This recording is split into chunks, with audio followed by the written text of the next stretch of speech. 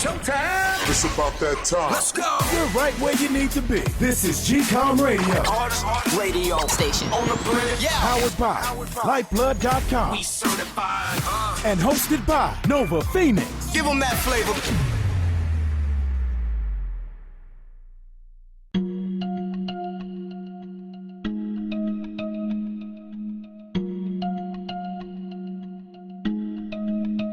Yo, what is the deal? What is the deal? We are here for another show, y'all, episode 92. I am your host, Nova Phoenix, on GCOM Radio on, say with me, iHeartRadio. Yeah, man, we're here once again. It's going to be a different type of show. I'm not going to, it's kind of like broken down. I'm going to try to do this short and sweet this time. For those that are listening, those are the fans of this show. Big ups, and you listen to it every week. So we're going to do a little broken down version of this one. No music, no episodes. I know I just got back. How am I not going to do all the pieces of the show, all the segments? But because I'm setting up for my event that I'm having Tuesday and Wednesday online, as I've spoken about, the tech day that's happening online from 17th to the 19th. So it's the one of the biggest startup events that happens in New York, and it also happens in London, and it also happens in LA. And I'm just preparing for that, and so that's why I'm kind of like really just breaking this down, because there's just some things I just want to take care of before this big, event is happening. And I really do like it. I don't know what's going to come of this post-COVID, because I'm sure everybody's going to want to see each other and go back to the Jacob Javits. And it's much better. I'm not going to lie. But damn, I got to tell you, what we're doing in the time of COVID right now on going online and continuing business, what they created, I think it's great. And it just serves people so well in doing it. Hopefully, maybe they'll definitely do the tech day that is happening at Jacob Javits. That's great to do for everybody to shake hands and meet and all those things and really get that great interaction that all humans love. But maybe they could do some more of the, I guess, abbreviated versions of it, or carry this on throughout the year, say like every quarter, and where they can, and of course at a cheaper price, where people can just log on and be a part of the tech day, because I think it's a great tool, man. This is a great online tool. So those are just one of the things COVID is opening us all up to. Is opening us all to this new way of communicating. And it's not really new, but I think it just kind of like COVID just showed us the way, like, wait a second, this is a huge part in the way that we communicate, and we're definitely putting our attention towards it, and it is as good as meeting in person. So we're just gonna probably go for like a quick, let's say 45 minutes, I guess 40 minutes of what I've been seeing this past week, and just to keep up with the show with you guys. So let's get it going, as I always do, whether it's outside of first segment or it is the first segment. I consider this opening mentions. So we'll just leave this to opening mentions, and we'll just wrap this up, and you guys can tune in for next week for a full show. All right, so what is the deal? So, we just, I just mentioned last week on the show that a brother died in ATL, and I want to get his name out, King Von. His name is King Von in ATL. His brother died. It's unfortunate. They arrested somebody that's involved with his death. Yeah. Man, it's sad. And I hate to bring it up again, but we have more rappers that shot for, I don't know how this happens. And this is not like the okey doke rappers where somebody just says a couple of rhymes and all of a sudden the news want to consider them rappers. And these dudes are rappers, especially one famous one. I never heard of this one, but I heard of the other one. So the one I haven't heard of is Mo 3 out of Texas, out of Dallas, Texas. Somehow he got shot. He was driving his car down the highway in Texas, and some car rolled up on him and some dark colored vehicle rode up and just raked the car with bullets. Mo 3 was forced to kind of pull the car off the road. He jumped out the car. The shooter or shooters in the other car chased him down and finished the job. Unfortunately, we don't know what happened with this. The investigation is ongoing. It's unfortunate. It seems like this dude Mo 3 was on the come up and he was gonna do his thing, but unfortunately, this ended up with him dying. So we don't know. And the other dude, my brother that we all know and appreciate and love is Lil Boosie, man. Lil Boosie that you always see on Vlad TV. This dude was in his what was it? It was in a Sprinter van, and it was gunfire that hit up his Sprinter van, and he got hit in the leg, so he got taken to the hospital, and who knows why that happened. So I don't know, man. People, when you come up and you're making moves and you got a name and you're making money, it's inevitable that you're gonna create enemies. For some reason, you're gonna create enemies. Whether it's dealing with money, whether it's dealing with attitude, you're gonna deal with enemies, and that's just something that comes with the business or the rap game, unfortunately, because you don't see these type of things happen in rock music. And that's one thing that I love about rock music. It's just music, right? But unfortunately, a lot of dudes that do come up in the game, not to say these dudes are, but and I know a lot of people gonna be like, come on, no, even they said it. They have all right, so some of them have some questionable past. This is what it is. You grow up in the hood, you're gonna do your dirt, and it is what it is, right? So when you make the choice to transition out of that hood game, right, drug dealing, whatever, you in music now. But unfortunately, you still may have some ties to it, and then unsettled business, and then these are how these things come back to haunt you. That's why guys got to realize that if you're young, you coming into the game, and your foot was in the dirt, you got to realize God gave you this opportunity, and it's time to make a full transition out of those hood games and get out of there, because all you're gonna do is hurt someone you love, or you can end up dead. So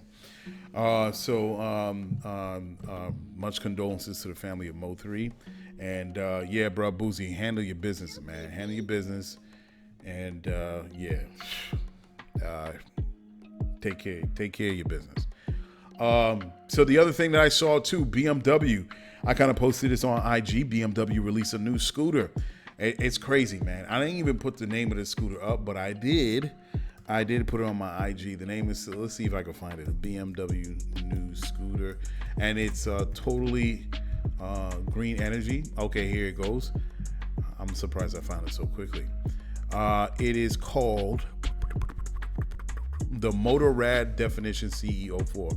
It's a new type of scooter. It doesn't look like a scooter to me. It looks like a regular motorbike. And it also reminds me, for all my anime fans out there, it reminds me of Akira. It looks like a smaller version of the Akira motorbike. And this is hot to death. I mean, I don't even own a bike, but I never liked scooters in the first place. But now seeing this, yeah, man. The motorbike's got some competition, because this scooter does not look like a scooter, and it's the business. Now, I always say it's BMW, and BMW also came out with two other bikes. These are motorbikes, full motorbikes. They're electric, and I didn't even know they came out with one in 2016 and 2017. I think the 2016 was super futuristic. It was something, as this article stated, a superhero would ride. And the other one was hot too, and not as sleek and beautiful and sophisticated in its design as the first one, but BMW is doing their thing. Now, how it relates to Lyfeblood, as I always say, a lot of these companies, as of late, a lot of people have come up with some beautiful designs, some innovative ideas, and how it usually goes is they make this great prototype, they make this great product. Either they have created a market for it, Or as they're building the market, they get attention from a major business. The major business says, hey, let's sit down, blah, blah, blah. That's a great achievement. You talk with your partner, you're saying like, yo, man, we got a big fish here. We may get some financial support from this big company. And yeah, man, we're set. Unfortunately, that's not reality. The reality is you get the attention of this big company and all of a sudden they take your idea or they remake it in their own, with their own design, with a whole new name. And next thing you know, your idea, your prototype, your invention is the pastime. Now, this big company that has the resources, they have the people power, they have the money, they have everything to really get this copied product out on the market, and everybody thinks it's them because nobody knows you, but they know this big company. So that's the reality that we're dealing with today. Now, how do we deal with this new problem? These new innovations that are coming out by young budding engineers and inventors and all these things, I say bring it to Lyfeblood. I think that's why it's important that when we have this network, this global network, where we have our own economic system, where it's flowing with each other, it's decentralized. I think people that have a new prototype or already on the market, but they're seeking further funding, they seek it through the network. Now you can say, well, you know, how is this different from GoFundMe? How is this different from Kickstarter, whatever? It's real. It's not static. It's continuing. You set up your profile. You share people of your videos and your pictures. You create that network of people that are following you. 50,000 folks. That's 50,000 people that will support your idea. And once you put out this prototype and you say, hey, people, can you just support me? And even by the time you say that, you want to say that, you probably won't even have to say that. Because if you're on Lyfeblood for a whole year and you have 50,000 followers, guaranteed you're going to have half your followers at the very least going to be giving you $1 per month in order to help you achieve your dream. So that's $25,000. That can go in so many different ways. So instead of trying to get that one large sum from X major corporation, oh man, we just got $500,000. We just got a million. Imagine if someone is giving you $25,000, or some people giving you $25,000, 12 months. That money could be split in so many different ways. I'm telling you. And to say all of a sudden your invention and the video you put it on YouTube, it goes viral. All of a sudden you have 400,000 people want to follow you. And imagine each one of them giving you $1 per month. That's nothing to the individual. That's nothing. And all of a sudden now you have the money to really scale up your product, your new invention, to the masses. This is how you circumvent the issue of, oh man, you're getting approached by X large corporation, international. All of a sudden now, because this is getting out, what's happening to these inventors, their ideas are getting stolen. Now all of a sudden you're getting an email or a call from this large corporation, and you're sitting at home and you're like, oh man, now before where you were ecstatic, now you're like, oh my God, this is kind of great, but I don't know, because if me and my partners, my other partner or 3 other partners sit down with these people and we go through all the financials and everything, basically the secret sauce of our invention, yo, they could just take our idea. They may be just dragging on these meetings that we're having with them for the next 3 or 4 weeks just so they can get our idea. This is the fear that's happening right now. This is the fear that is happening. This is against free market. This is against the ideas of America.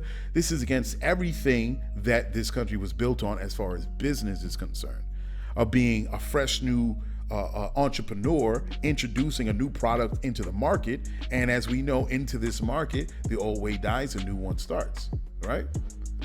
So you create a car, somebody makes a car, an invention. It's great, it's beautiful, right? Everybody uses it until someone else comes up with something that you didn't think of. And then what happens is you either match that invention and say, oh man, let me do my own, I don't know, maglev on my car, magnetic levitation. I got to catch up. Like the iPhone. When the iPhone was hot, no other phone company was doing what the iPhone was doing. They were leading the market. They introduced a totally new invention, a new way of using the phone. And then what happens? The rest of the phone market phone companies had to catch up. Not that that iPhone is doing bad, all right, because there's a lot of competition out there now. It's just that all the other companies caught up. So imagine if iPhone, you come up with a new invention of a phone, and then iPhone comes along and says, yeah, that's great, let's have these meetings. And they take your idea and just like, they leave you dead. Nobody knows you. Nobody knows you in Korea. Nobody knows you in China, Russia, Florida, South America. But they know iPhone, and they introduce this new product, and all of a sudden you're left out in the wind. So yeah, this is how Lyfeblood can help inventors, and that's why I encourage engineers and inventors to come aboard and talk with their people and build that community. So now you don't have to worry about some large corporation taking your idea. So yeah, man, I'll be looking into a scooter, BMW. Shout out to BMW. Yeah, man. So also what's connected to that now, along with the motorbikes, you have the EV market that's coming in hard. Remember, Tesla was the only one on the block. Everybody was hemming and hawing, right? Now all of a sudden you can't stop Tesla. You cannot stop Elon Musk. Elon Musk, the smart man that he is, the innovative man that he is, the forward thinker, he's broken out into other ventures. Of course, everybody knows SpaceX. He's doing wonderful things with that. But now you have China that's really saying, well, Tesla's doing their thing. We got to come out with our own EV. And they have, it's called NIO. Let me see this. And I was supposed to look up NIO, and I never had a chance to. What is this? Internet, China, NIO. And okay, I see here. So it's let me see here. I'll make a live review, external. Okay, I see it. All right. It's not bad looking on the outside. I still like Tesla. Short review on what I see so far. I still like Tesla. Tesla to me still is a beautifully designed car. I think they need to update the NIO a little bit. I don't know. What's the interior look like? Let's see. Interior. Okay, this is the NIO interior. It looks like Tesla. So it's kind of a bite off of Tesla. It's the same thing of having the Apple iPad as the main console. So nothing new, nothing different. And they'll also, what it looks like, they also have a horizontal iPad to represent the odometer and the other gauges behind the steering wheel. Yeah, I guess so. But again, that idea is, as far as having an iPad in the center console, that's a Tesla thing. So yeah. So anyway, doesn't look too bad. People got to be on the lookout for that. We have another car on the market. It's also called the Polestar. If anybody has heard that before, the Polestar 2, I'm looking out for that. That looks nice. I don't know where this company is coming from for this Polestar here. But now that is a sleek vehicle, and I think that beats out the NIO. So I think some of these Chinese engineers got to rethink how they're going to design the NIO as it is right now, because the Polestar is really looks good. I encourage people to go to Polestar, like POLE star.com, and check out that new EV vehicle. Now that looks sexy. I don't know about the interior. Let me see if I can see the interior. See what it looks like here. Test, configure, explore. The Polestar 2. They don't have any interior shots. I just see the outside. Let me see if I can scroll down here. Okay, let's see what this. Let's see. No, they don't really have any interior. Okay, here we go. The seats I could look at. Okay, that's one thing. I saw the seats. Looks pretty cool. And I see a little picture of the steering of the gear shift. That looks pretty cool. But no dash. No wide shot of the dash. I'm like, huh? So I don't understand why they don't have a clear view of the dashboard. Let me see if I could Google it and look in the images instead of the website. Okay, so I'm looking at the Polestar. All right, kind of looks like the same basic concept of the Tesla. So it has that iPad center console. But it looks, to me, the design looks better than the Neo. It has a what looks like a gear shift, the automatic gear shift, but the way it's designed, it's sleek. It's cool. It's pretty cool. So, all right. So check that out too. So, hey man, those are great designs. So looking out for the Chinese Neo, for anybody that's interested in that, look out for the Polestar. What we do need is to bring them down on prices. A lot of these prices are for people that can afford $75,000, $80,000, $90,000. That's not the average everyday blue collar worker. If they could bring it down to $35,000, which Tesla has done, they will definitely be competitive in the EV market. I believe everybody is going to jump on these cars a lot sooner than later.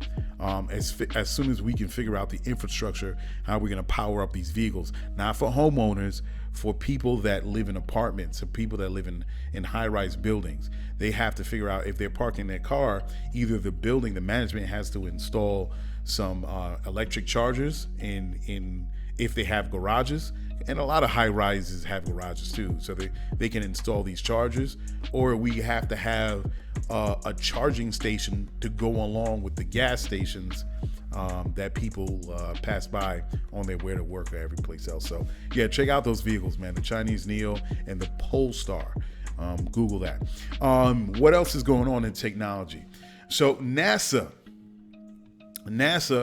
let me tell you, a long time ago, they were talking about the theory that early Earth, the way Earth was made, was created from heavenly bodies or asteroids that came along like galactic seeds or interstellar seeds flying through space. And the same, the contents, the material that was embedded in these asteroids, when they strike these planets multiple times, as these planets are kind of going through its transformation stage, lava and all that, and it's working the early moment in time, early stage of planets forming. That is this material on these asteroids that are flying through or hurtling through space. When they hit these developing planets, this same material is used to help create the worlds that we know them today, like Earth, for instance. So as I said, this same material made out of space that's stuck on these asteroids slam into the sides of the planets as they're developing, and it helps develop them into the Earth that we see, that we know it as today, our planet Earth as we know it today.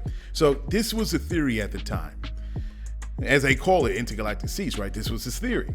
And then all of a sudden I'm reading this thing, and it turns out that NASA has created a spacecraft and launched it into space in 2016, because that was also the thing that was going on with some of these articles I was reading years ago, that the only way they could find out if this theory is true is them sending a spacecraft to kind of, I guess, pick the nearest asteroid that's flying through space at the time near Earth, send a spacecraft out there, take a sample, and then bring it back or analyze it and see if this isn't true. So, this was like, all right, this is an idea.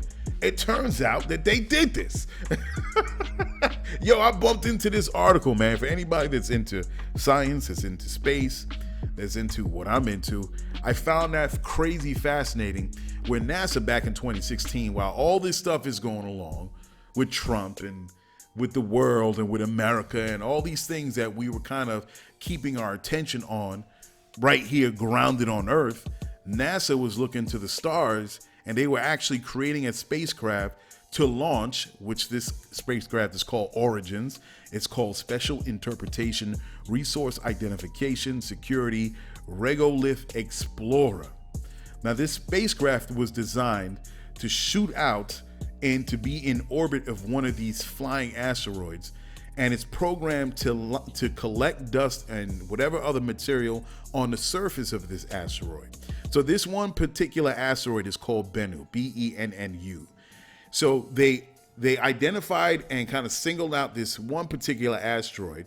It got into this flying pathway, I guess, closer to the Earth, where it was best to send out this spacecraft to collect this data. They sent it out. It got into synchronous orbit with this asteroid, It landed on this asteroid, shot a short burst of gas. I forgot what type of gas it was, to stir up the dust on the surface. And then from that cloud of dust, it would be able to collect this dust, trap it, and go back to Earth with it. Now, in this particular run, right now, I guess at this point, they blew the dust, right, and they collected it. Now they have to figure out if they collected enough. If they haven't collected it enough, then they will send. The spacecraft would launch again, and then land in another spot to shoot another shot of gas to disturb this dust so they could collect it. And let me see. I don't think I have this thing. I had it before, man. I messed it up. So anyway, so what they want to do is, once they collect this dust, they're going to instruct this spacecraft to fly back to Earth around March 2021. So they're going to instruct the spacecraft in March 2021 to head back to Earth. How long that will take, I don't know. But I think that is crazy. I mean, reading this article showed that it was as celebratory as landing the rovers on planet Mars. They got to send a spacecraft to be in synchronous orbit of an asteroid passing by to collect dust to see if this theory is true about this material being on asteroids slamming into planets being the material needed to develop planets into the planet that we're walking on now. I think that's crazy fascinating.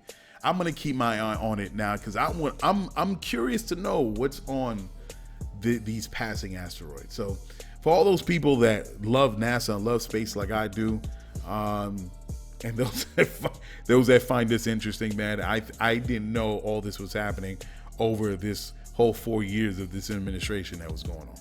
So I tell you, man, regardless of what you feel, regardless of what we're in, life still goes on in other parts of the world, in other disciplines, and you know, they're just looking out the window, seeing what we're all getting mixed up into, and they move on, man. Life moves on, and science, we continue to make discoveries in science, man. That's beautiful. So all right, so outside of science, where we going, man? So there's gonna be a versus battle between Gucci and Jeezy tomorrow, November 19th. So now, I was hoping it was going to be Busta versus T.I. At first, it was going to be Busta versus T.I. T.I. said his words. Busta was old. Bust. He said that T.I. ain't got nothing on him. And, you know, I was looking forward to that. But for some reason, that didn't turn out. And it went to T.I. versus Jeezy. Now, that didn't turn out. Who knows why that didn't turn out? So now it's going to be Jeezy versus Gucci Mane. So we're going to be peeking into this little battle of the South as it happens. That's going to be interesting. I want to see how this turns out. Who's going to win? I can't say. If I had to pick, I guess I'll go with Jeezy. I'll go with Snowman. I'll just go with G's. So we'll see how that turns out. I'm gonna be peeking in. I want to see what's going on. So yeah, man, that's a beautiful thing for hip hop. Yeah. So okay. So the next thing that we got going. Unfortunately, I found out about this story as the week was rolling on. We had another passing of a young teenager, black teenager in the South that had a questionable death. And this was a 15-year-old kid by the name of Quawan Bobby Charles. He was killed in the rural area of Louisiana, the dirty South, the old South. Talking about these things, man, it's very gut-wrenching, and having to talk about murders that happen based on race, and we all know that's what took place. And scrolling through the internet and seeing this, and I'm like, wow, that's it's hard, man. It's real. It's hard to deal with, and I'm just a brother from New York. Imagine what the parents are going through. So they found his body after they contacted police, the local police, and They actually said if this dude was out to a football game, and they didn't pay it much attention until the parents called again, and he found Quawan's body several days later in some sort of sugarcane field about 20 miles in Iberia Parish. I think that's what it's called. And he found that his face was beaten, and that photo of his face went viral because the mother put it out.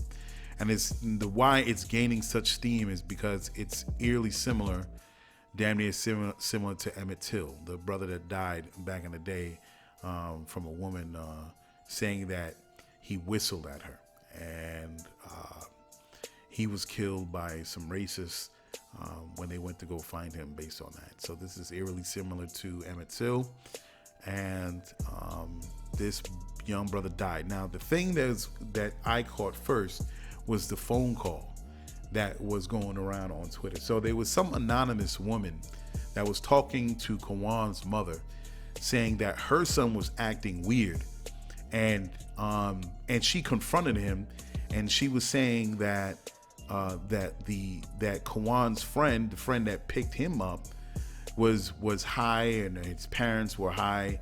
What was this boy's name? Gavin Irvin, and his Gavin Irvin and his mother Janet was seen high on drugs, and that the car that they were in smelled of bleach. And it was an anonymous call. I don't even know how she got Quawan's mother, but she made the phone call to say that that Gavin's mother, there's more to the story than what she's led to believe. Quawan's mother. So right now the ACLU is working on the case. The initial autopsy said he died of drowning, and that the trauma that was identified on his face was more likely from aquatic, quote unquote, aquatic activity. Right. So now the family has put out a request for an independent autopsy, and it's happening now, probably by the time right now that I don't know how long it takes to get the results of the autopsy, but it's being done by the American Forensics of Mesquite, Texas. And we're going to find out more. They're also doing a toxicology test on it to see if there's any drugs of any sort within his body. And of course, don't trip, people. We're not talking about marijuana or crack or anything like that. But you have to think about it. If he was drugged, you know what I mean? If he was drugged onto the state of unconsciousness, there could be remnants of that drug still in his body. So that can be an indication or evidence of foul play. So how it turned out, the story went is Quawan started a new school, and I guess, he knows Gavin Irvin, this white kid, at some point at a school. So Gavin Irvin and his mother went down to the father's house to go get Quawan to do something. I'm pretty sure they can say to hang out, to do whatever. So Gavin's mother grabbed up, of course, or brought along Quawan to wherever the place. Next thing you know, Quawan ends up missing. And the parents don't even know this person, Gavin Irvin, or his mother, never met them any place. How come this woman, Janet, did not notify or tell Quawan to notify his father or his mother that they were going to go someplace to hang out? I'm never going to go to somebody's house, snatch up their kid. Now, this kid is 15 years old, but still at the same time, he's underage. He's 15. He's not 18. He's not 21. The first thing I'm going to say is contact your mother or father and say that you're over here with us, so they can have an idea of where you're going, or if they get worried or something like that. But no, that call wasn't made. Now, all of a sudden, Gavin ends up dead in some other place in the sugarcane field 20 miles away. Now, when they contacted police, as I said before, they were saying probably he went to a football game, or they're saying, did he have a troubled past? It didn't seem that the local police cared much about the missing, the missing body of Quawan. They didn't care at the time. They didn't care about Quawan that was missing before they found out he was dead. So there was no Amber Alert call. There was nothing. Local newspapers weren't notified. the procedures weren't followed as far as what to do when a child or a young adult ends up missing. Now, the parents are saying, of course, this is race related, not just with Gavin Irvin's mother taking this kid without notifying them, but also the reaction or the behavior of the local police, how they were so flippant about it, how they were so, whatever, he'll turn up. Now, if they were saying if there was a little blonde-headed white girl missing, all of a sudden there would have been town hall bells ringing up and down the whole county trying to find this little girl. So far, this whole thing is suspicious. Now, I encourage people to go and to the GoFundMe account of the family. They were trying to raise money for the autopsy and for other things for Quawan. And they definitely raised the money. They raised about over $200,000. I encourage people, even if they raised over the amount, to continue to give money to Quawan's family. Because they need it, because I'm sure we're going to have some lawsuits come out soon enough. And if anybody wants to kind of get at the sheriff's department, and there were two divisions that were kind of handling this case. It was the Baldwin Police Department. It was the Baldwin Police Department that was handling the missing persons, and the Iberia Parish Sheriff's Office that was handling the rest of the case. And if you want to contact the Sheriff Department, contact Sheriff Thomas S. Romero at 337-369-3714, or you can send an email to info@Iberia, IBERIA, S as in Sam, O.org. Support the family and go to their, you could just simply Google it, Quawan, Quawan Charles, GoFundMe, and it will pop right on up. And please support the family. The family needs justice. They need answers. They don't have any answers as of yet. They were even asking for the local police on, regular just questions like, was he found naked? Was he found with his clothes on? What did he look like? Where in the field? Like basic questions. They haven't heard anything yet so far as I know from the local police department over there in Louisiana. So my condolences to the family, and I hope, I will pray for that she would get justice, because and this hurts, man. This that boy needs justice. All right, on a lighter note, we'll get into the black inventor. Oh my God, I never got this inventor's name. Let's go to, the entrepreneur game. So this gentleman, his brother, came up with this invention. This board game. I think it's called the Entrepreneur board game. Let's see, Entrepreneur board game.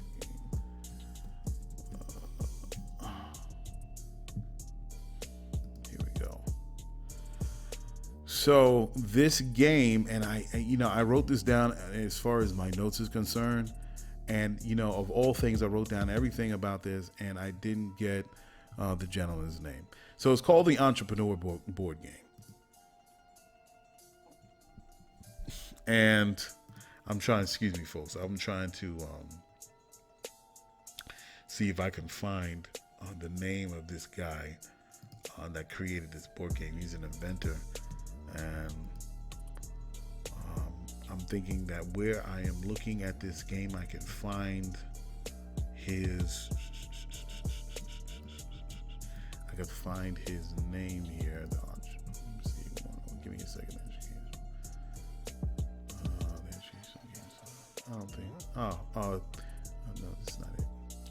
All right, so I did not save it. My bad. But this name, it's the Entrepreneur game, and it's a board game that helps adults and children learn how to start a business, whether it's a brick and mortar or a home-based business. You start off as a CEO, and the whole game is based on learning how to understand marketing, budget, investing, decision-making, and negotiating deals. And you also learn along with that how to avoid the pitfalls of bankruptcy and the other traps of running a business. I think it's a beautiful idea, especially for young adults 12, 13, 15. You know, you can go younger than that, 9, 10 years old. And right along with adults to learn how you run this game. And I think it's a great game that families can have. Let me see if I can. Let me see if this guy. It doesn't say it. No. Okay. I'm sorry. I was going through. I'm actually playing the video that goes along with this, and I'm skipping through it. But yeah, I forgot the guy's name. I'm sorry, but it's called the Entrepreneur's Game. Check it out, man. I think it'll be great for the family that you guys can go through and learn something and have fun at the same time. All right. So the next thing is Shine, man. Shine. He, everybody knows Shine, the rapper back in the day, back in the 90s. He was rolling along with Puffy and Bad Boy. And then they went to a club, and next thing you know, there was an altercation. Shots rang out. Shine was involved with the whole thing. He did some time. So Shine came out. This is years ago in the 90s. The brother been out, but little words here and there were coming out about Shine. And then the latest news I hear, which is a beautiful thing, he went back home to his country of Belize, and now he is the House of Representatives in Mesopotamia, Belize. Big ups to Shine, man. I'm glad that this brother is doing something for his people, for the island of Belize, and he's contributing to the positive progress of the community on the islands of Belize. Big ups to him, man. I'm glad he's making his way out in life. And all those things that happen when you're young, you do those things because you're young and stupid, and you think your world is a certain way, and you react out of misguided influences in your inner circle and your outer circle. And I'm glad this brother came out and he's living his best life right now in Belize. So big ups to Shine. Also, as far as the votes are concerned, a lot of times we can say that bigging up black folk for kind of squeaking Biden over the hill. Shout out to all the people that did their damn thing that pushed Biden over the hill to win the presidency. Definitely ATL. It was Philly. It's Detroit, Michigan. So yeah, man, they did their thing. If I'm forgetting any place or whatever. But what I do want to say is, of course, it's just not black people that push Biden over the top of the hill, but it's also to Native Americans, of course, in Arizona. So Native Americans in Arizona, they pulled out to win. Apache, Navajo, and Coco Nino, I think that's called, Coco Nino counties. That's all overlaps the Navajo Nation, and they definitely pulled out, and they voted for Biden to win in that state. And the numbers don't lie, man. The numbers don't lie. Biden definitely pulled ahead of Hillary, and like by the tens of thousands of votes.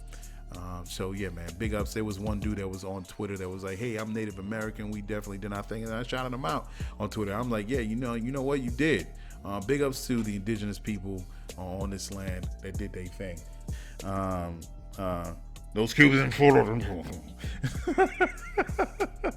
No Cubans in Florida. Fuck them.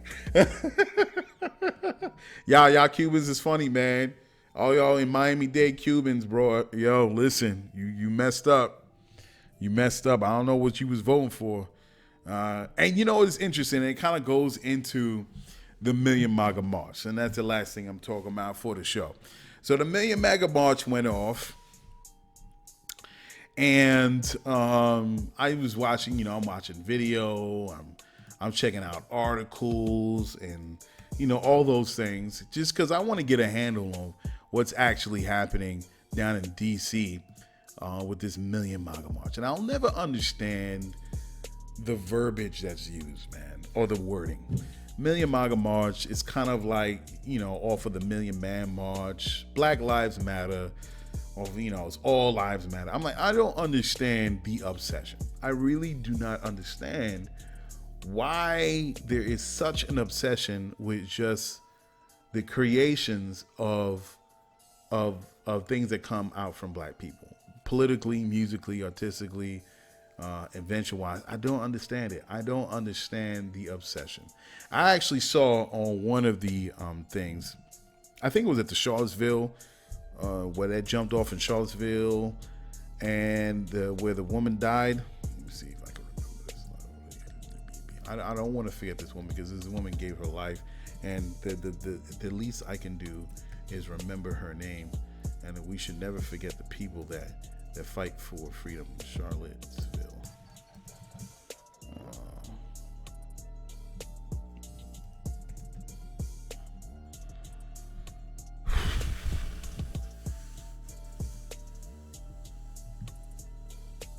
There she goes.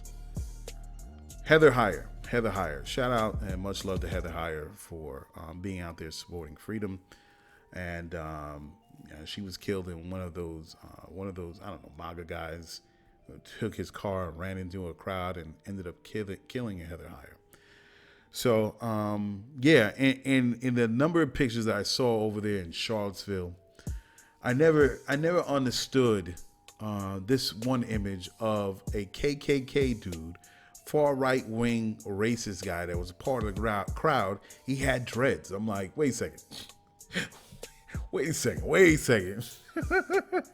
Where everything that you are, all the rhetoric that you spit, all the things that you believe, that POCs and black people, especially black people and niggers, and they have lower intelligence and they don't belong, they don't deserve to breathe the same air as you, and blah, blah, blah. All of a sudden, this dude has dreads. I'm like, that comes from black people. What? It's just weird. It's weird. I don't know how to call it. Like, it's kind of like hate, but also this reverence that's shown at the same time, that you want to take these things that comes from black folk, but hate it in the same action. I'm like, and despise it. So I don't know whether because you didn't create it, you want to make it a part of you, or it is psychologically crazy to me how seeing this picture. So anyway, back to the Million MAGA March. So we had several thousand people show up to this march. To me, the march looked ridiculous. I saw people, I saw all types of people there. Most of the folks that was there was white. 99% of the folks there is white. But you did have sprinkles of black folk. You had Asian people in there. I think there are some people that spoke. They sounded gay, but I'm not going to say it because they're going to be like, what does gay sound to you? So, but it's that Milo crowd, that guy Milo Jovanovic or whatever, like that far right guy. So I'm like, and they're not representative of the group. So what that shows you is you can't relegate white supremacy or racism or the ideas of white superiority to just white folks. Of course, they spread it not just to white people, but it's something that everyone can be indoctrinated in. So you're going to get people that believe in it, that are black, that are Asian, that are gay, that are, and they're carrying on that message through the words that they speak and the behavior and the choices that they make. So I will never paint a broad brush against a group when you see speckles out there, but majority of them was white. And then I saw a flag there with a United States flag, of course, an American flag. And what was interesting to me, on top of the flag that people were waving, they had a bird perched on the top of the flagpole. And it was wild to me because on top of the flagpole, it's very, again, eerily similar to the German style flags back in the Reichstag. Okay? Well, if you go and you Google Nazi flag, a part of every Nazi flag, they have these metal bird ornaments on top of them. And of course, represents the Reichstag. So I found it interesting that there were a few flags out there in that march that had, because Americans, we don't, and I know people are gonna be like, no, we got, yeah. I'm not saying we don't have like ornamental birds, the American eagle on top of some of flagpoles, but most flags, American flags, I don't care if it's inside or where it's poles on the outside or people carrying poles, most of them have just metal balls on top of them. It's very rare that you will see an American eagle flag American Eagle ornament on top of flag posts. It just doesn't happen. They do exist, like one or two I've seen, but most of them just have the ball on top of it. So when you see that, it's so similar to how the 1930s German Nazis did it with their flags. So, with these things, things are never a coincidence. A lot of things are done on purpose. And some of these people are they want to act as if they're normal, as if they're fair, as if they're multicultural America, and they're open up to all those people. So they kind of want to copy the same words politicians use. And no, I'm open to everybody. And I'm not, because they're trying to stay away from being called racist. But sometimes it just peeks through their real the nature of these folks, the real nature of these folks, by the tattoos that they wear, the things that they carry, ornaments, whatever, buttons, whatever. You kind of see what they really think of in their minds. And when you see black people and Asian people and POCs, all those folks that are part of these parades, really the hardcore MAGA people, they really just want a white America.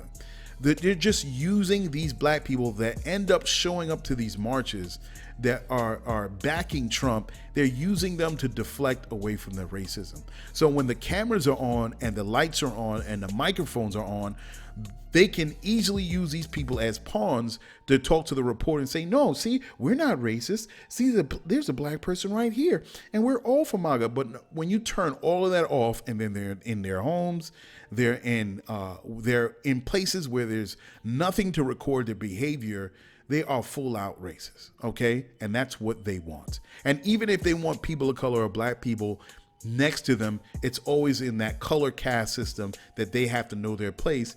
And America, you know what America is for, the good old red-blooded American. As these phrases that's being used in different magazines, the all-American. We all know these are just trigger words or dog whistles to what they really mean. This is a country for white people.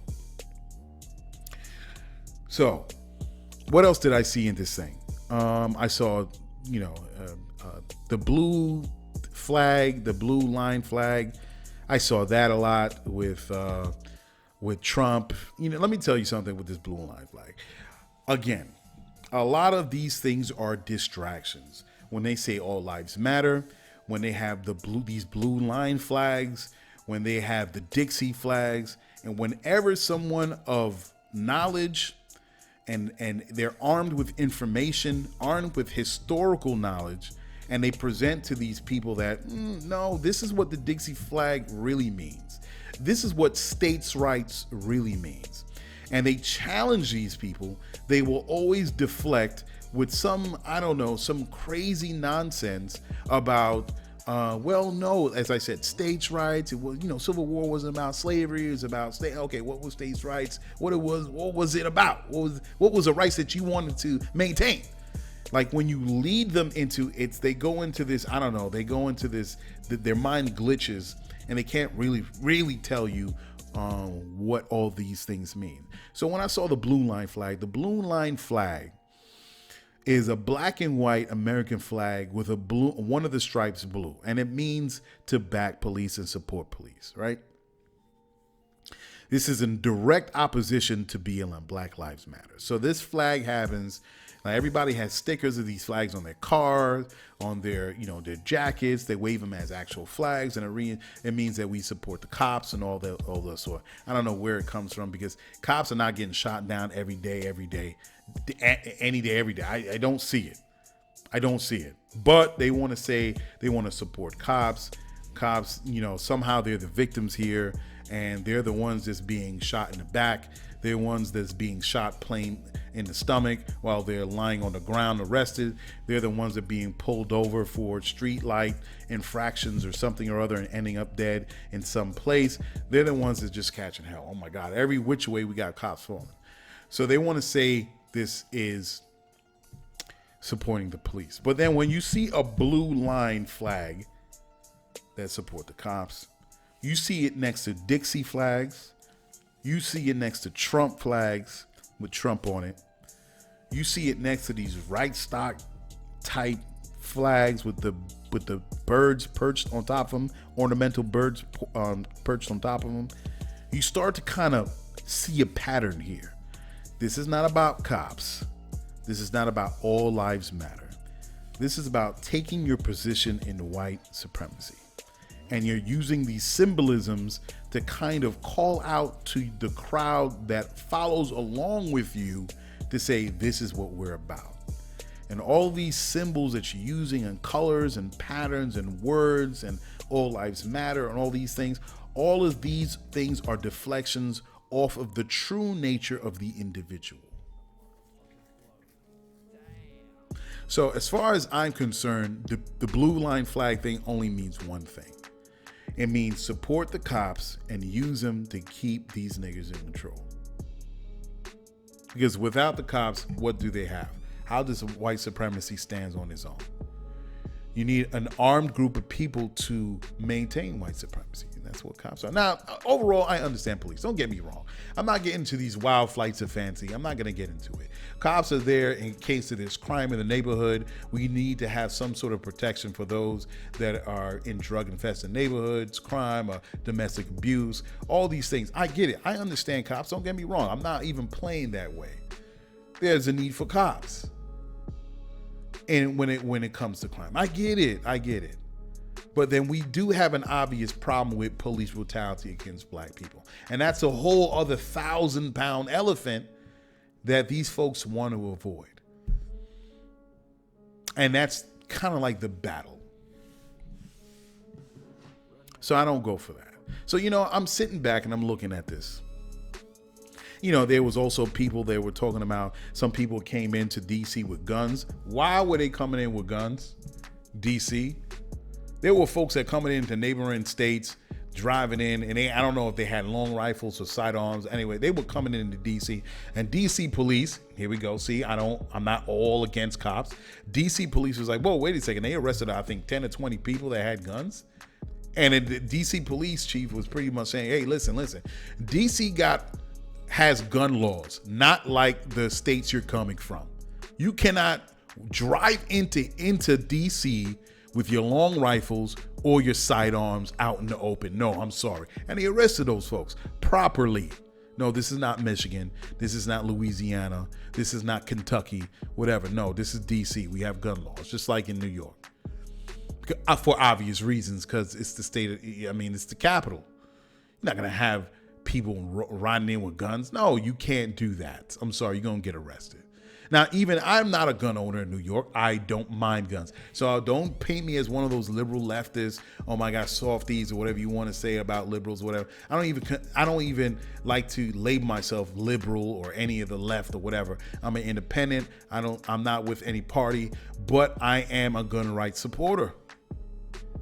And when I'm reviewing information when it comes to how to own a sidearm legally, and I'm going through New York law, I got to follow New York law. But I also am smart enough to know, okay, if I happen to travel in my car, how can I do this legally if I happen to have my gun in my trunk? If I'm going to Virginia, if I'm going to Pennsylvania, if I'm going to Connecticut, what are the gun laws in those neighboring states? I'm not stupid. And I know these people know the same thing too, that laws are different from one state to the next. So why are you carrying your guns into DC? We know why. We got some people that are mixed up in there. Okay, another part of this march. At night, it looked like I was watching a lot of video. During the day, it looked like it was a peaceful protest. People were marching, saying their piece. I believe in the right for people to assemble, for people to protest. That's your business. That's fine. But then towards the end of the night, when the sun went down, that's when you had those knuckleheads want to come out and start beef, with the quote unquote Antifa people, with the quote unquote BLM people, and you saw a lot of people huffing and puffing with their chests. Some people were swinging. There was couple of skirmishes. That's going to happen. And it was silly. I saw one, it looked like it was a initiation into some group of the far right. And they were telling this guy to say some words and they were like punching him down or whatever like that. Some things, there was a group of like 5 or 6 guys surrounding one guy and they were punching him. They weren't really punching hard, but to say that, oh, you're initiated. It was stupid. It's ridiculous. And all these people what they're looking for is to find the enemy that they fabricated in their mind out on that street. For those that came out, you know what they were coming out for at night. They were coming out to fight. They were coming out to get their blood riled up. They were coming out there to feel like they have to have a target to their frustration, to their anger. They have to have a flesh and blood enemy in front of them to kind of work out their own issue.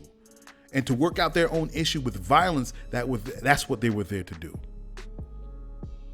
That's how I saw it. It wasn't like there was a line like, Roman times, there was a line of people there, the opposition, there's a line of people here, and there was a orderly, organized battle as we know it, as we understand it. No, it was just like a bunch of people screaming in the night air, saying MAGA, saying this, saying whatever like that, and they were looking at these people and they were fighting them. And it was just silly little skirmishes. It was stupid. That's how I took it. And of course, you had the Proud Boys in the daytime, and they were kind of like a security, I guess, if you want to say that. But then I was listening to a lot of the conversations that were people having during the day, how they felt. And you could kind of get that. Just YouTube RT, or Russia Today, or whatever that Russian news channel is. Because I was trying to find people talking, and that's what they did, RT, on YouTube.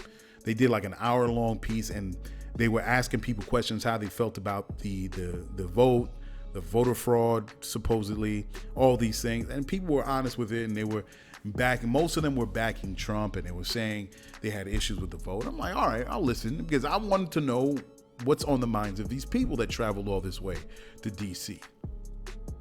And it's the interesting thing that I found out, that a lot of these people, and some people saying they were the hardcore Trumpers that came out.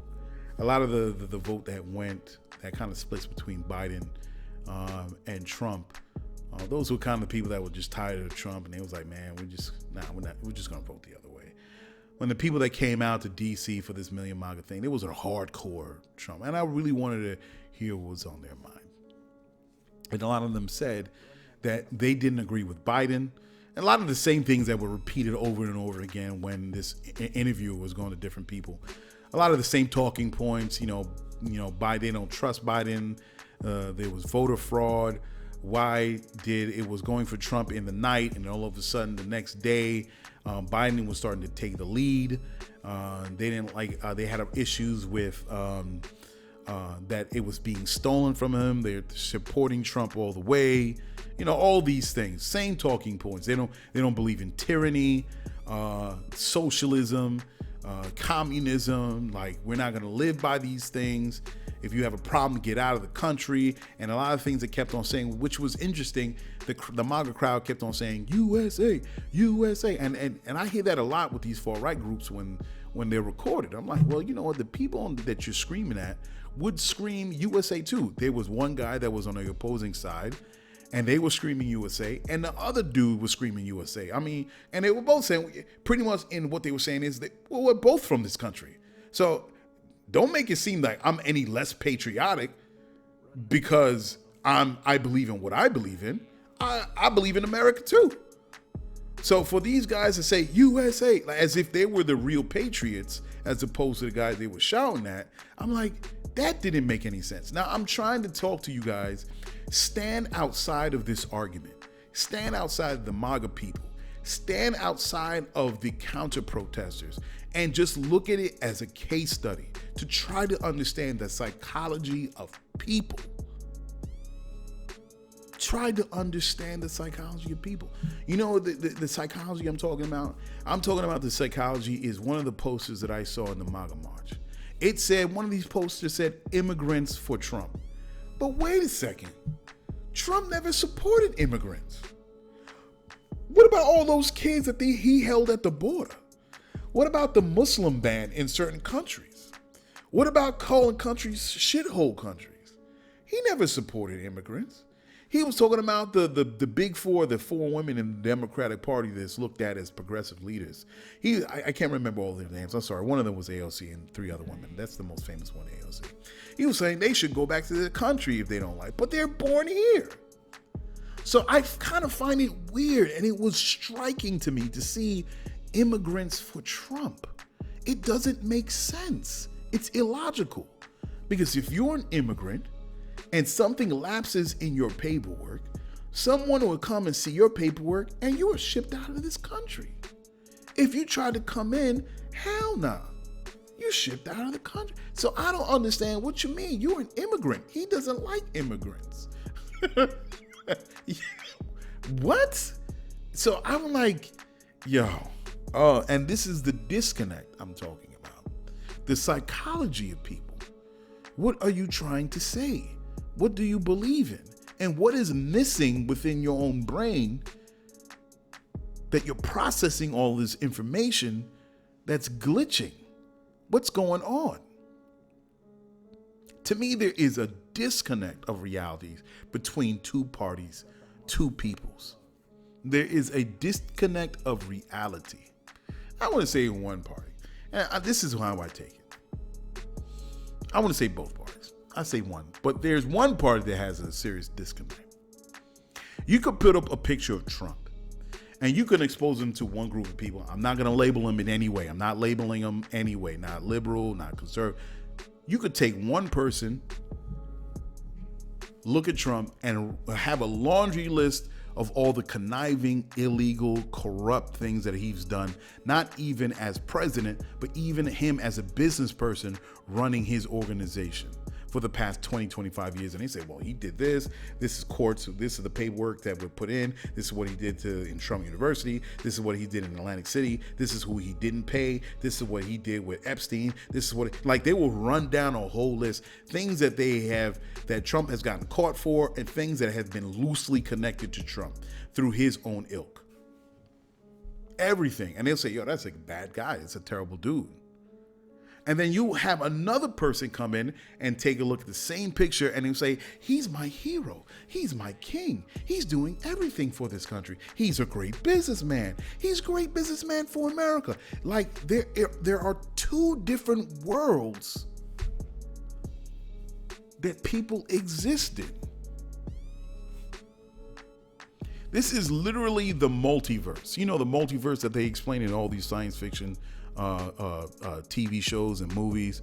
All of a sudden, there's this multiverse of there are 5 other yous out there, and they're all doing different things, right? All of a sudden, you see this galactic, huge event of explosions and light and sound, and it's actually a doorway to lead into this other universe. And you go through this universe, and you find you, and instead of you being, I don't know, you're a cop. In the real world, all of a sudden you're, a garbage man in the next, or you're a politician, or you're a famous actor, right? So this is the multiverse, how it's explained in science fiction. But we don't even have to be that fantastical, because the multiverse literally lives in the minds of these people. The multiverse exists in the minds of people. One person believes in one thing, and then we have another person in some way, shape, or form believe in a whole other world of the figure that they're looking at on television. And the other party's like, what, bro? Do you not see? For example, people believe in this fraud that MAGA people are against. But somehow, nobody is talking about how the Postmaster General was told to pull out sorting machines that affects the mail-in votes that come in. Somehow MAGA people, we're talking about fraud now. We're talking about voter fraud or voter suppression. This is a real thing. So the votes that were being tabulated, they have a problem with that, but they don't have a problem. Somehow they don't understand what this Postmaster General was doing and they had to have a federal judge go to the USPS saying that you have to find these votes, these mail-in ballots. MAGA is not talking about that. So if you're on the side of things being fair, having a fair election, counting all the votes, then you shouldn't have a problem of understanding that USPS was involved with voter suppression. But nobody brings this up. They're saying the Democrats rigged the election. The Democrats rigged the election. But if the Democrats rigged the election, I'm just saying, look at it. How is it that Biden would win, but the Republicans, as I said before, hold the Senate? And not just hold the Senate, but they got a couple of more seats in the House of Representatives. That's amazing to me. Why would the Democrats, if they're rigging the election, don't make it easier for them when Biden gets?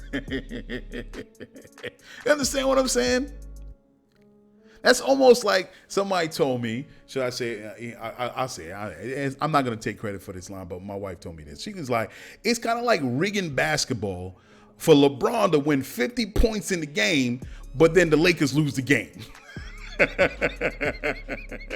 It don't make sense. It don't make sense to rig LeBron to win 50 points in the game and the Lakers still lose.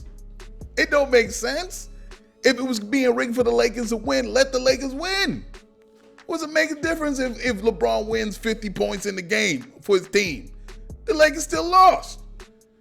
So it's the same thing with Biden winning the election. Why would Biden win the election and all of a sudden don't make it easier for himself in the House and in the Senate? That's what I'm saying. People, man. You have to understand that we are living in a world where people do not believe in facts, but they believe what is told to them. They don't believe in impartiality, but more of emotional tags or emotional connections to what they feel that they must believe in. No, I must believe in that because this is my world. And in my world, Biden doesn't win, Trump wins. In my world, Trump is not a bad guy. He's Jesus Christ. That's what I believe in, and that's what I'm going with. Listen, another thing is I believe that there's a truth watching this MAGA thing. Mass media is a motherfucker. Mass media is very effective in swaying the minds of the populace. People kept shouting socialism and communism. They don't know what that means. They treat it as if it's some specific region in hell. Like it's treated like some sort of curse word. You're a socialist. You're a communist. I don't want that in my country. I'm like, bro, you do know you have socialist programs, right? You have socialist programs like Social Security, Medicare, unemployment, minimum wage, maximum hours, child labor laws. All of these things that were put in place to protect people and employees from a capitalist market, to keep from being taken advantage of. Do you know who that guy's name is leaving my mind from in construction? What is this dude's name? Labor loans. Oh my God, Jack Nichols. Let me see if I got this right because I'm trying to get it. Hoffa. There you go, Jimmy Hoffa. I was putting labor laws, comma of Jack Nichols. So yeah, Jimmy Hoffa. Everything that Jimmy Hoffa was. Getting unions going, a fair treatment of people that are working for these companies. All this is socialism, right? Social Security, Medicare, all these things that should be given to all, right? Unemployment, people get unemployment. Isn't that not socialist? We live in a world that's capitalist / socialist, and what we're really talking about is bringing balance. To me, people have to go back to school and understand socialism and communism. Because all they hear it, and I can see it in their face, all they're doing is regurgitating or they're repeating the same robotic responses that they see on Fox 5 and these other media channels. And they really don't know what these things mean, and how they play a part, and how they would never play a part in their lives in the way that they see it. I say it like this, man. My last thought, and I think I've gone going on long enough. I think, wow, I can't believe I've been going on for an hour and 15 minutes. That's crazy. I didn't think I was going to go that long. All right, so I think there are certain people that we won't get back. There's certain people that won't get it. They don't want to get it. They're too far gone. And I think partly America is to blame from the U.S. educational system. The U.S. educational system, I don't know, it depends on how you want to see it. Did they fail or did they succeed? They kind of control the behavior of the people in this country. And they've allowed people to be so easily corrupted, so easily influenced, and not being able to use the tools of critical thinking. It's interesting for me to see it like that. I think certain people should be left. To me, look, if you don't want to believe in abortion, that's fine. If you don't want to believe in Medicare for all, that's fine. I think people should be left the way they should be left. Leave them in that place. And then we can have two Americas, because that's what it looks like. And that's fine. If you don't want that for your America, that's fine. But if you want that for an America, for people that see that as something that's beneficial for the people, then let the people have it. Let the people have it. If those folks want to stay in the horse and buggy time, that's fine. If they want to be butter churners, that's fine. If they want to farm by hand, that's fine. So be it. Let them have the world they want. But for all those that want to see the world of tomorrow, for all those that want to see those inventions that are beneficial, that want to seek a balanced relationship with technology, with artificial intelligence, that see how globalization is an inevitable turn, us communicating with the technologies that are being invented, then so be it. We can't fight the people that want these ways. And it does not do us any good if the people are, as we're grabbing their forearm to pull them into the world of tomorrow, they're fighting back to the past. Let them have it. Let them have it. And for the people that want it, we will create our oasis. And it's funny. The funny thing is, when that is created, and those people are left to where they are, they're going to look over and they're going to see the wonder, and they're going to see that bright city at the horizon, and they're going to see how people live, and they're going to be like, yo, how come I guarantee this is going to happen. Well, hey, we want that too. But you said you didn't want it. You said you didn't want it. So let them have their past. Let them be in their own little corners of the America. And for all those that we must coalesce together, and that not just digitally, but also physically. And we could come together and create the world the way we want it. Create America the way we want it. And show them that it's not gonna jump your taxes. It's not gonna create some massive undermining of the society. The society somehow is gonna deteriorate and fall apart. Some people you just can't save. And on that note, I'm going to get out of here. Thank you guys for listening to me. I went in a little longer than I expected to. There was just a lot of things that I wanted to talk about. So please, for those that are lifers, for those that want to know about Lyfeblood.com, go to Lyfeblood.com, sign up, register, become a lifer, be a part of the world of tomorrow. And once you get that network of people of 5, 10,000, 500,000, all you got to do is ask $1 from each of those individuals to help you live a better life, be a better inventor, be a better dancer, be a better baker, be a better world citizen. This is what we're going to do. All right. Thanks, guys. I'll see you guys next week. I'll see you later. Peace. Check it. You just listened to GCOM Radio, powered by Lyfeblood.com. For the global community. We worldwide, baby. See you in the next go round. From right here to your town. We out.